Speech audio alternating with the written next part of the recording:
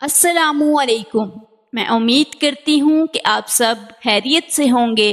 اللہ پاک سے دعا ہے کہ اللہ پاک آپ کی تمام جائز خواہشات کو پورا فرمائے اور آپ کو اپنے حفظ و امان میں رکھے، آمین۔ محترم ناظرین، آج ہم نوح علیہ السلام کے بارے میں بات کریں گے۔ نوح علیہ السلام اللہ کے ایسے پیغمبر تھے جو تقریباً 950 سال زندہ رہے۔ اگر آپ کو پروفٹ سیریز میں انٹرسٹ ہے تو پلیز میرے چینل کو سبسکرائب کر لیجئے گا۔ چلیے شروع کرتے ہیں with the real life story of Prophet نوح علیہ السلام۔ آدم علیہ السلام کی وفات کے تقریباً 1000 سال بعد نوح علیہ السلام تشریف لائے۔ آدم علیہ السلام کے بعد کی نسلیں بہت نیک تھیں، لیکن تقریباً 1000 سال بعد شیطان نے ان لوگوں کو بہکایا کہ کچھ نیک اور بزرگ لوگوں کو یاد رکھنے کے لیے ان کے بت بنا لو، تو لوگوں نے کچھ بزرگوں کو عزت دینے کے لیے ان کے بت بنا لیے۔ اس وقت تو بتوں کی پوجا نہیں ہوئی، لیکن کچھ نسلوں کے بعد لوگ آہستہ آہستہ ان بتوں کو پوجنے لگ گئے۔ کفر اور شرک عام ہو گیا اور ایک اللہ کی عبادت بند ہو گئی۔ تب اللہ نے دنیا میں نوح علیہ السلام کو بھیجا۔ اس وقت انسانوں کی عمریں زیادہ ہوتی تھی۔ نوح علیہ السلام کی عمر تقریباً 950 سال تھی۔ نوح علیہ السلام نے لوگوں کو اللہ کی طرف دعوت دی۔ سورہ نوح میں اللہ تعالیٰ فرماتا ہے، یقیناً ہم نے نوح کو ان کی قوم کی طرف بھیجا کہ اپنی قوم کو ڈراؤ اور خبردار کرو اس سے پہلے کہ ان کے پاس دردناک عذاب آئے۔ نوح علیہ السلام نے اپنی قوم سے فرمایا، اے میری قوم، میں تمہیں صاف صاف ڈرانے والا ہوں، تم اللہ کی عبادت کرو اور اس سے ڈرا کرو اور میرا کہنا مانو تو وہ تمہارے گناہ بخش دے گا۔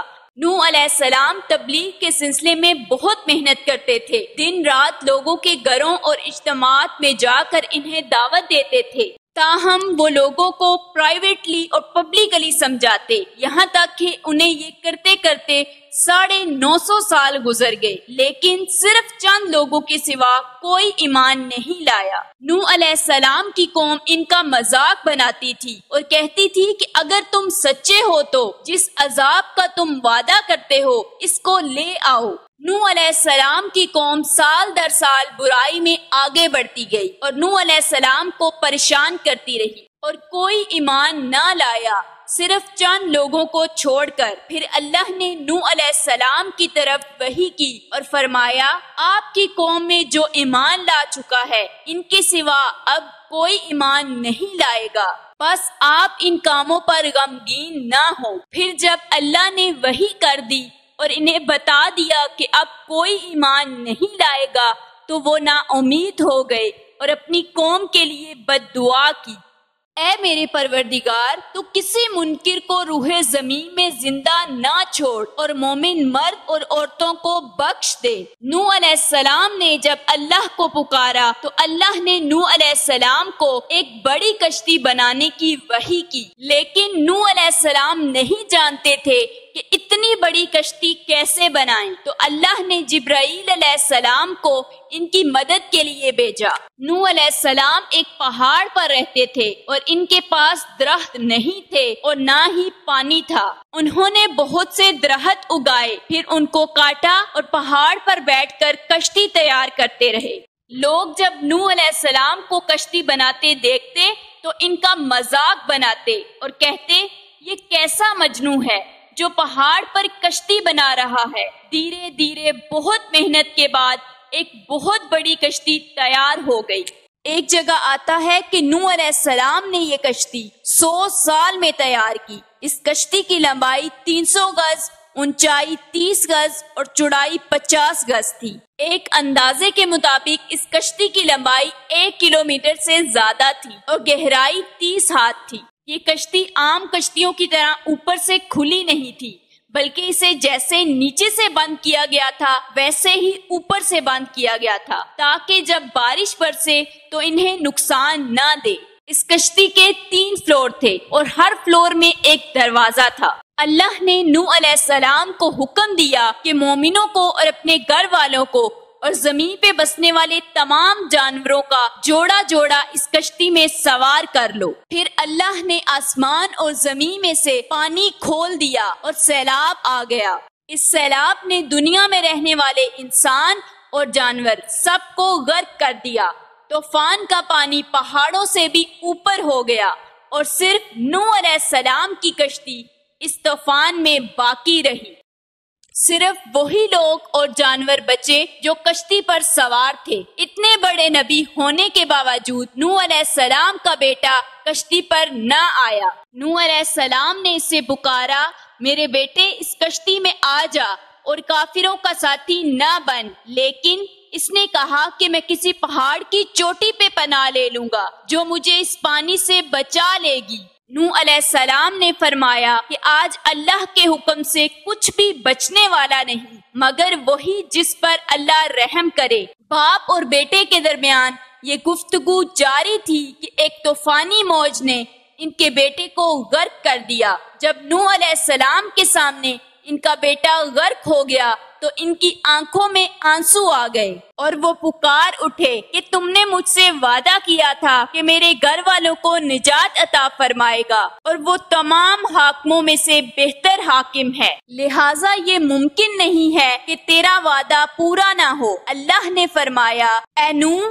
وہ تیرے اہل سے نہیں تھا کیونکہ وہ کافر تھا اور کفر نسل کو ختم کر دیتا ہے۔ اللہ نے نوح علیہ السلام سے فرمایا کہ آپ ہرگز وہ چیز نہ مانگیں جس کا آپ کو علم نہیں۔ نوح علیہ السلام یہ بات سمجھ گئے اور فوراً اللہ سے توبہ کی، اگر تو مجھے نہ بخشے گا اور مجھ پر رحم نہ کرے گا تو میں خرابی والوں میں ہو جاؤں گا۔ اے میرے پروردگار، میں تیری ہی پناہ چاہتا ہوں اس بات سے کہ تم سے وہ مانگوں جس کا مجھے علم نہیں۔ کشتی نوح علیہ السلام اور ان کے ساتھی اور سارے جانوروں کی نسل کو لیے پانی کی تیز لہروں پر بلندی سے چل رہی تھی، مگر زمین پر موجود ہر چیز، انسان، جانور، پرندے غرق ہو چکے تھے اور ان میں سے کوئی بھی باقی نہیں بچا تھا۔ اگر کوئی بچا تھا تو وہ تھے کشتی والے۔ نوح علیہ السلام اور ان کے ساتھی 6 مہینے تک اس کشتی میں رہے۔ آخر اللہ کے حکم سے طوفان رک گیا۔ اللہ نے زمین کو حکم دیا کہ وہ پانی نگل جائے تو زمین نے سارا پانی نگل لیا اور زمین خشک ہو گئی۔ کشتی پہاڑ پر جا کر ٹھہر گئی۔ اب انہیں حکم ہوا کہ سلامتی کے ساتھ کشتی سے اتریں، آپ سب پر برکت نازل ہوگی اور ان نسلوں پر بھی جو آپ سے پیدا ہوں گی۔ پھر نوح علیہ السلام سے آگے کی نسل شروع ہوئی اور زمین میں ان کی اولاد کے علاوہ کسی اور کی نسل باقی نہ رہی۔ سارے جانوروں کی نسلیں بھی یہیں سے پیدا ہوئیں۔ نوح علیہ السلام کے 3 بیٹے تھے، سام، حام اور یافس، جن سے دنیا کی نسل آگے بڑھی۔ سام کی اولاد گندمی رنگ کی تھی۔ عرب ممالک سیریا، فلسطین اور اسرائیل کے لوگ سام کی اولاد ہیں۔ حام کی اولاد کالی رنگت کی تھی۔ افریقہ، ابریجنل، انڈیا، ایجپٹ اور سوڈان حام کی اولاد ہیں۔ گوری رنگت کے لوگ یافس کی اولاد ہیں۔ چائنا، جاپان، کوریا اور یورپ کے لوگ یافس کی نسل سے ہیں۔ نوح علیہ السلام کا چوتھا بیٹا جو ایمان نہ لانے کی وجہ سے برباد کر دیا گیا، اس کا نام کنعان تھا اور اس سے کوئی نسل آگے نہیں بڑھی۔ قرآن پاک میں اللہ نے فرمایا، اور ہمیں نوح نے پکارا تو دیکھ لو کہ ہم کیسی اچھی دعا قبول کرنے والے ہیں۔ ہم نے اسے اور اس کے فرما برداروں کو اس زبردست مصیبت سے بچا لیا اور اس کی اولاد ہم نے باقی رہنے والی بنا دی۔ طوفان کے بعد نوح علیہ السلام 350 سال زندہ رہے، پھر نوح علیہ السلام فوت ہو گئے۔ نوح علیہ السلام کی کشتی آج بھی موجود ہے۔ ریسرچر نے ٹرکی میں اس کشتی کو ڈھونڈ لیا ہے۔ قرآن میں اللہ نے فرمایا، بے شک ہم نے اس واقعے کو نشانی بنا کے باقی رکھا۔ لوگ سٹوری کو تو ڈینائی کر سکتے ہیں لیکن ایویڈنس کو ڈینائی نہیں کر سکتے۔ تو ہے کوئی نصیحت حاصل کرنے والا؟ نوح علیہ السلام کی یہ کشتی ایک بہت بڑا ایویڈنس ہے اس پورے واقعے کا۔ محترم ناظرین، آپ کو نوح علیہ السلام کا واقعہ کیسا لگا؟ کمنٹس میں ضرور بتائیے گا، اور اگر آپ کو ہماری آج کی ویڈیو پسند آئی تو ویڈیو کو لائک کیجیے گا، چینل کو سبسکرائب کیجیے گا۔ مجھے اجازت دیں، نیکسٹ ویڈیو تک اللہ حافظ۔